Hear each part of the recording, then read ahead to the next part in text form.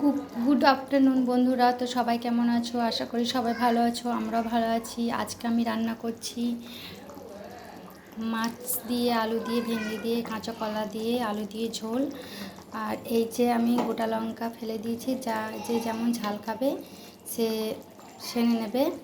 তো যে বেশি ঝাল খাবে সে একটা গোটা লঙ্কা সানবে, যে কম ঝাল খাবে সে কম লঙ্কা সানবে। আর ভাবলাম যে আমি বাবুদেরকে খাবো, তার জন্য আমি লঙ্কাগুলো গোটা গোটাই ফেলে দিয়েছি। এদিকে মাছ ভাজা আমি দুটো রেখে দিয়েছি, আর এদিকে টমেটো আছে, তো একটু ঘরে বড়ি আছে, বড়ি দিয়ে টমেটো দিয়ে আলু মাছ দিয়ে একটু টক বানাবো।